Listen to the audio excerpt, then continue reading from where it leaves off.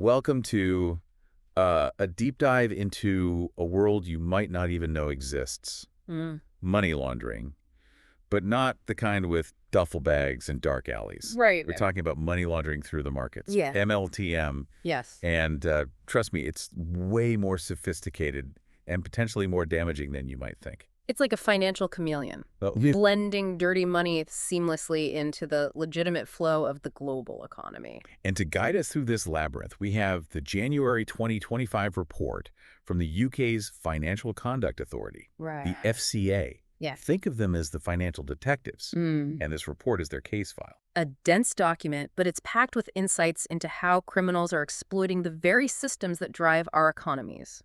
So before we get into the nitty-gritty, let's set the stage. Okay. Remind me why capital markets are so important in the first place. Well, capital markets are the lifeblood of the global economy. Okay. We're talking about the buying and selling of stocks, bonds, currencies, all the things that allow businesses to raise capital, investors to grow their wealth, Right. and economies to thrive. Right, the engine that keeps the world turning. Yes. But that complexity, Yeah, all those moving parts, also create opportunities for exploitation. exactly. And that's where MLTM comes in. Okay. It's the process of taking ill-gotten gains, Right. often from criminal activities, Yeah. and making them appear legitimate by funneling them through the market. So instead of suitcases full of cash, we're talking about complex financial transactions. Yes. Designed to obscure the origin of the money. Precisely. And the impact goes far beyond just financial losses. Absolutely. MLTM fuels a whole host of global problems, from drug trafficking and terrorism to corruption and human rights abuses. It's like a hidden cancer, undermining the integrity of the financial system and ultimately harming everyone. UK's own National Risk Assessment Right. from 2020 specifically identified capital markets as a key vulnerability for money laundering, highlighting the urgent need to address this growing threat. Yes. Now, the FCA report focuses on a particular group of players in this system, Okay. wholesale brokers. What makes them so susceptible to MLTM? Wholesale brokers act as intermediaries, Okay. connecting buyers and sellers in the market. Right. They often handle huge sums of money Yeah. with significant discretion in how those transactions are executed. So they have a lot of power and influence, but also a lot of responsibility. That's the crux of it. Okay. That discretion, Yeah. coupled with the sheer volume of transactions flowing through them, Right. makes them prime targets for criminals looking to launder money. It's like having a backstage pass to the financial system. Yeah. With the potential to manipulate things without raising too many eyebrows. The report lays out a number of specific red flags that investigators look for when trying to uncover MLTM. Let's get into the detective work. Okay. What are some of those telltale signs that something fishy is going on? Imagine a scenario where someone suddenly deposits millions into an account, Okay. makes a flurry of seemingly random trades over a short period, then withdraws everything. Wow. That kind of unusual activity immediately raises suspicions.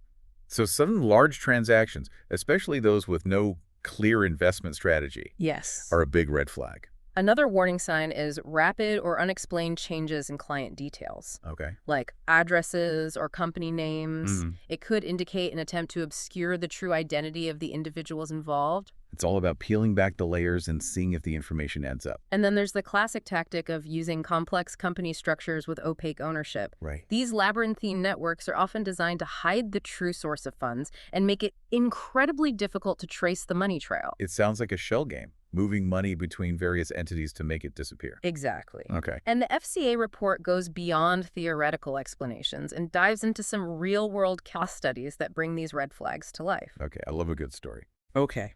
Give me the juicy details. One case involved a firm that consistently lost money trading oil futures, Really? always to the same counterparty. Huh. From a business perspective, it made absolutely no sense. Insistently losing.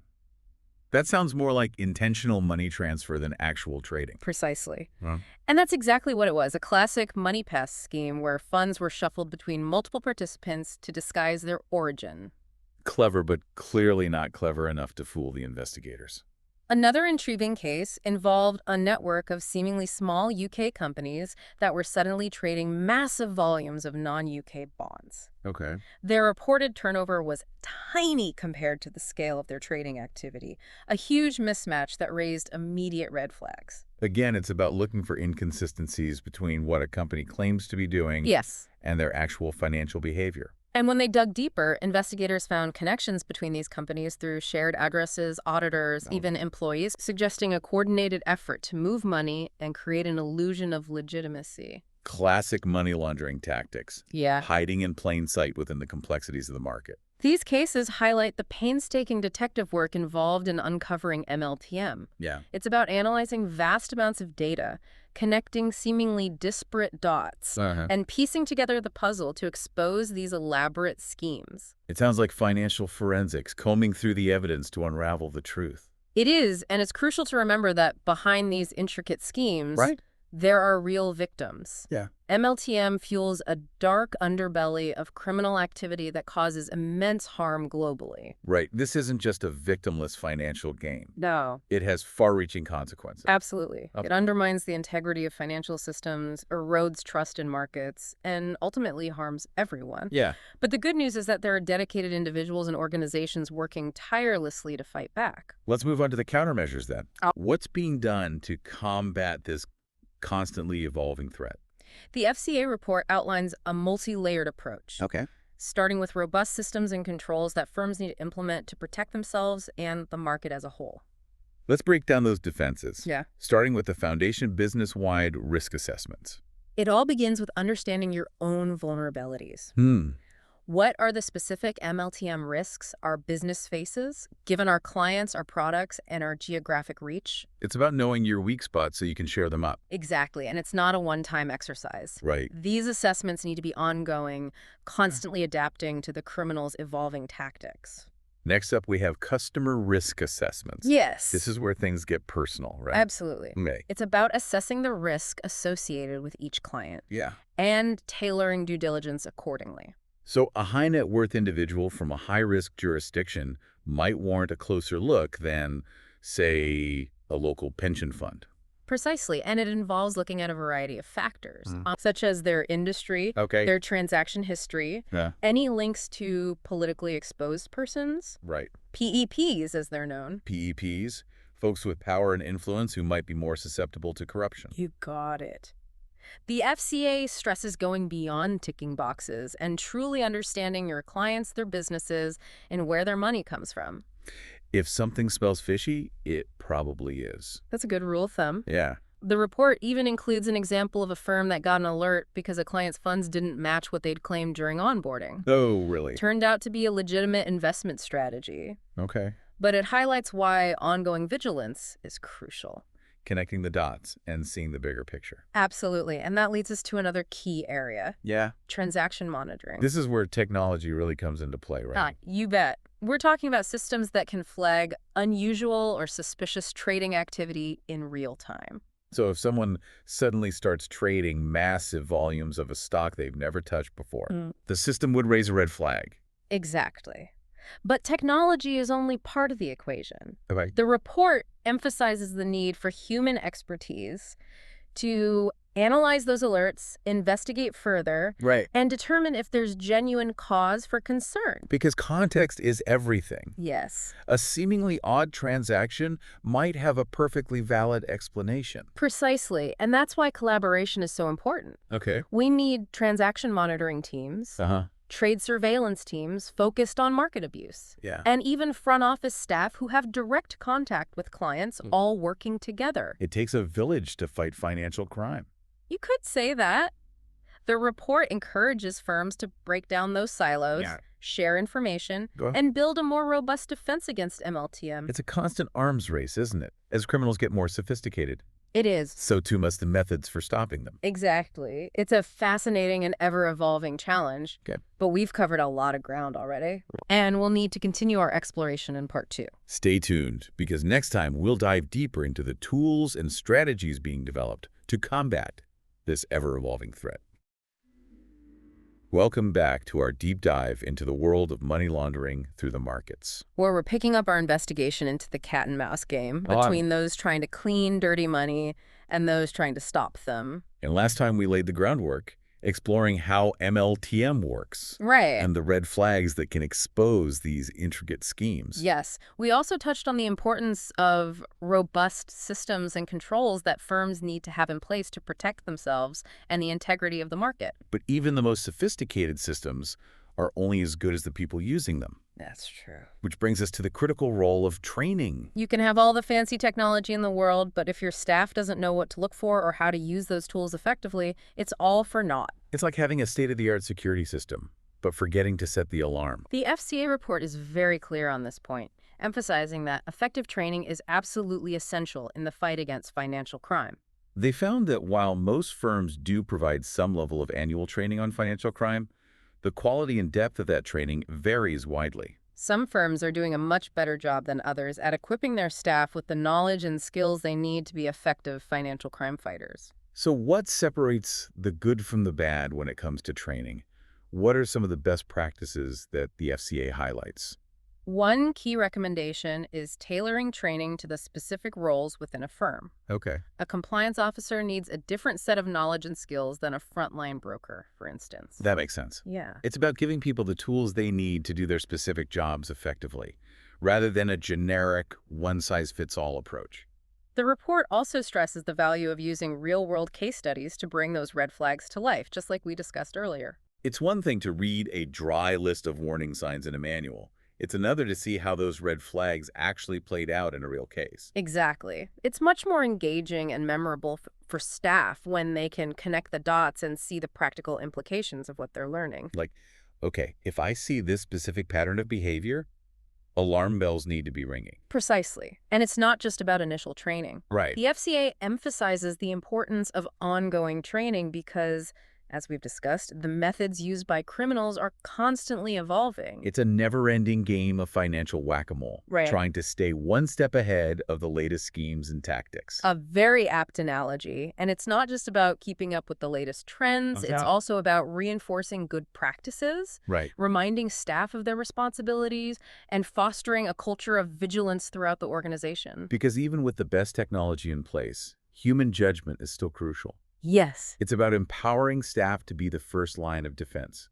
Couldn't agree more. Okay. Speaking of defense, the FCA report also dives into the role of technology, especially artificial intelligence, in combating financial crime. AI is rapidly transforming so many industries, and it seems like financial crime is no exception.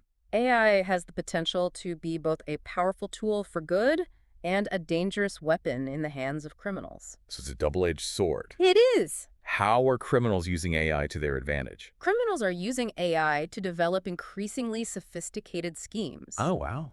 To analyze vast amounts of data, to identify vulnerabilities, and even to mimic legitimate trading patterns to avoid detection. So they're essentially using AI to stay one step ahead of the investigators. Right. That's concerning. It is a challenge, Okay. but the good news is that law enforcement and financial institutions are also harnessing the power of AI in the fight against financial crime. So it's a battle of the bots, Mm-hmm. a technological arms race to see who can use AI more effectively. In a way, yes. Okay. AI can be used to analyze massive data sets of transactions, looking for subtle patterns and anomalies that might indicate money laundering. Things that would be impossible for humans to spot on their own. It's like having a superpowered financial detective, Yes. capable of sifting through mountains of data with incredible speed and precision. Precisely. AI can also help to automate some of the more tedious and time-consuming aspects of compliance, freeing up human analysts to focus on the more complex and high-risk cases. So it's not about replacing humans altogether, Right. but augmenting their abilities and making them even more effective at fighting financial crime. Exactly. The FCA is clearly taking this seriously. Okay. They've even launched a separate survey alongside this report, Really? specifically focusing on the use and implications of AI in UK financial services. Sounds like they're trying to get ahead of the curve and understand how AI is transforming the landscape of financial crime. It's a rapidly evolving field, Yeah. and they're committed to staying on top of the latest developments and challenges. Which is good news for all of us. The more effectively they can use AI to combat financial crime, Right. the safer our financial systems will be. Now, the FCA report doesn't just focus on individual firms and their internal systems and controls. Right. It also emphasizes the crucial role of collaboration in the fight against MLTM. Right, we touched on this earlier. Yes. The need for different teams within a firm to break down silos and work together more effectively. Yes. But it goes beyond that. Okay. The report highlights the need for information sharing between firms Why? and even between the private sector and law enforcement agencies. Because financial crime, especially something as complex as MLTM, Yes. often transcends borders and involves multiple players. Exactly. It's like putting together a giant jigsaw puzzle where no one firm has all the pieces. They need to share information and intelligence to get a complete picture of what's happening. So what's being done to facilitate this kind of information sharing? Are there any concrete mechanisms in place? Well, on the legal front, the UK recently enacted the Economic Crime and Corporate Transparency Act, ECCTA for short. Catchy name. It gives authorities more power to compel firms to share information about suspicious activity, which is a significant step forward. So they're putting some legal teeth behind this push for greater transparency and collaboration. Precisely. And the report also mentions the importance of industry forums and working groups, Okay. where firms can come together to share best practices, discuss emerging threats, and learn from each other's experiences. It's about pooling knowledge and resources, Yeah. recognizing that we're all in this fight together. Because in the fight against financial crime, knowledge is power. And it's not just about reactive measures, Right. responding to crimes after they've happened. Yeah. It's also about proactively sharing intelligence to prevent crime in the first place. So if one firm uncovers a new money laundering tactic, Yes. they can alert others in the industry to be on the lookout. Exactly. It's about creating a network of informed and vigilant actors all working together to protect the integrity of the financial system. Right. But we're nearing the end of part 2, and we have much more to cover. Stay tuned for the final part of our deep dive, where we'll explore the human element, the importance of culture, and what we can all do to help combat this insidious threat. Welcome back to the final part of our deep dive into the intricate world of money laundering through the markets. We've journeyed through the mechanics of MLTM, Right. examined the red flags that expose these schemes, Yeah. and explored the crucial role of systems, technology, and training in combating this threat. We've covered a lot of ground, We have. but there's one crucial element we haven't explored yet, the human factor. It's fascinating, isn't it? Yeah. Even with all the sophisticated systems and cutting-edge technology we've discussed, Right. humans are still the ones making the decisions, Yeah. interpreting the data, Right. and ultimately driving the fight against financial crime. So it's not just about having the right tools, but also about fostering the right mindset, Yes. the right culture within firms. Precisely. What? The FCA report stresses that cultivating a culture of compliance is absolutely essential. What does that look like in practice? What are the hallmarks of a strong compliance culture? It's about creating an environment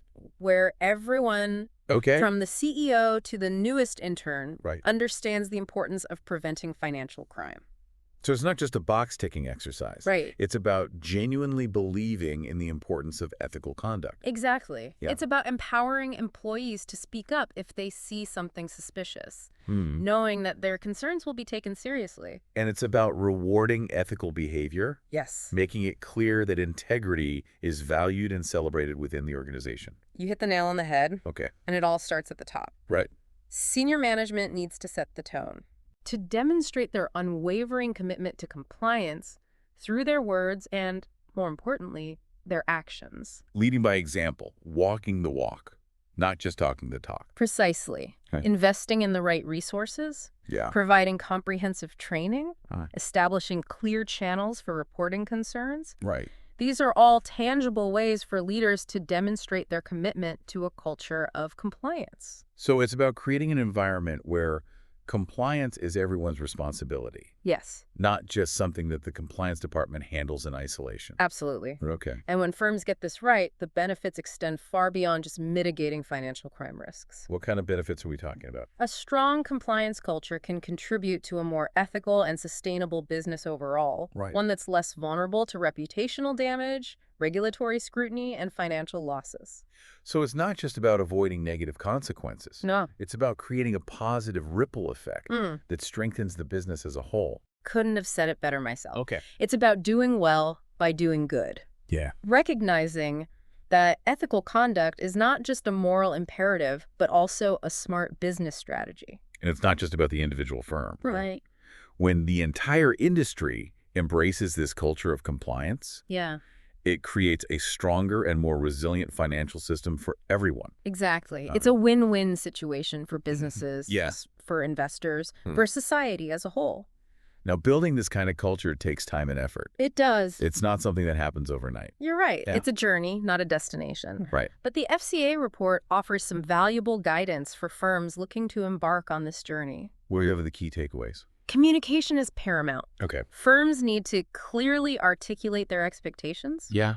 provide regular updates on compliance initiatives, Right. and create open channels for dialogue and feedback. So keeping everyone informed and engaged in the process. Right. Okay. It's also important to set realistic expectations and celebrate successes along the way, recognizing that building a robust compliance culture is an ongoing process. So acknowledging and rewarding those who are actively contributing to the fight against financial crime, even in small ways. Absolutely. Right. And it's about learning from mistakes as well. Okay. When something goes wrong. Yeah. It's important to understand why, identify the root causes, and take steps to prevent it from happening again. Turning those failures into learning opportunities. Yes, Continuously improving the system. precisely. Because the world of financial crime is constantly evolving, so our approach to combating it must evolve as well. The FCA report makes it clear that they're committed to staying ahead of the curve, Yes. to working with firms and international partners to develop new and innovative ways to address this ever-changing threat. It's reassuring to know that there are dedicated individuals and organizations working tirelessly behind the scenes to protect the integrity of our financial systems. Absolutely. But as we wrap up this deep dive, Okay. it's important to remember that it's not just about regulators and law enforcement. Right. We all have a role to play in preventing financial crime. That's a crucial point. Yeah. What can the average person do to contribute to this fight? We're not all financial experts or compliance officers. Right. It can feel overwhelming to think about tackling something as complex as MLTM.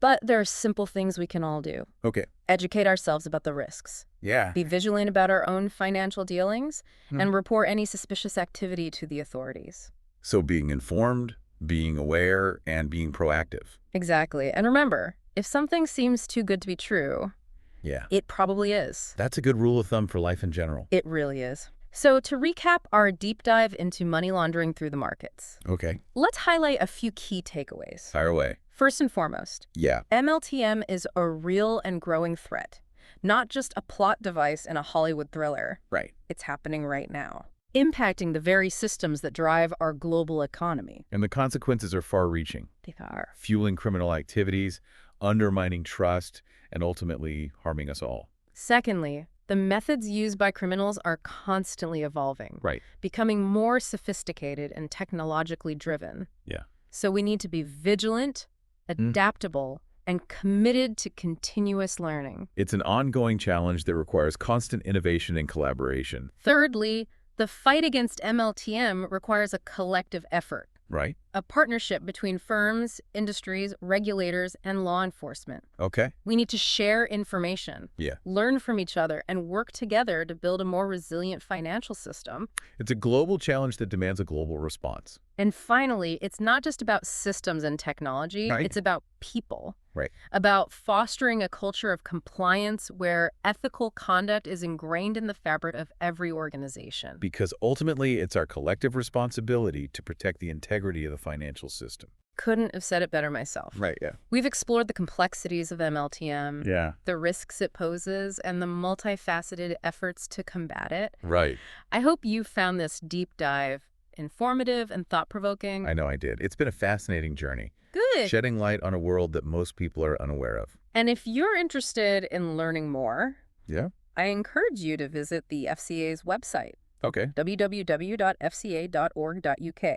Great. You'll find a wealth of information there, Okay. including the full report we've been discussing today. It's a valuable resource for anyone who wants to delve deeper into this topic. Until next time, Okay. stay curious, stay informed, and stay vigilant.